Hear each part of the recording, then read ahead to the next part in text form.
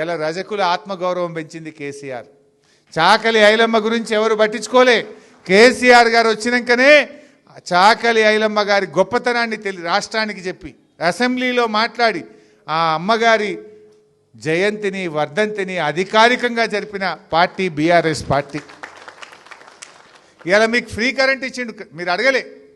ఎన్నికల్లో చెప్పకపోయినా మా రజకులకు మా నాయి బ్రాహ్మణులకు కరెంట్ బిల్ లేకుండా చేసిండు. ఊర్లలో కానీ హైదరాబాద్లో కానీ ఏదో ఇస్త్రీ పెట్టి బతికేటోళ్లకు కరెంట్ బిల్ కట్టలేకపోతున్నారు. వాళ్ళు బతకాలని చెప్పి 250 యూనిట్ల దాకా ఉచిత కరెంట్ ఇచ్చిండు కేసీఆర్. ఇగో రేవంత్ రెడ్డి వచ్చినాకనేమో బిల్లులు పంపుతుండు. నాకు ఎవరో తెచ్చిచ్చిరు జూబ్లీహిల్స్కి వెళ్ళి. ఇది రేవంత్ రెడ్డి వచ్చినాక ఆనాడు కేసీఆర్ ఏమో ఇస్త్రీ పెట్టలకు ఫ్రీ కరెంట్ ఇస్తే ఇది ఎవరి పేరు ఉన్నదంటే మధురాబాయ్ అట. ఎక్కడుంటుంది? రెహమత్ నగర్. మధురాబాయి ఇస్త్రీపేట దుకాణం రెహమత్ నగర్ మన జూబ్లీహిల్స్లో. ఎంత బిల్లు వచ్చిందంటే 55,998 బిల్లు పంపిరు మధురాబాయికి. ఇక ఆమె ఏం కావాలి? ఇడిచిపెట్టు.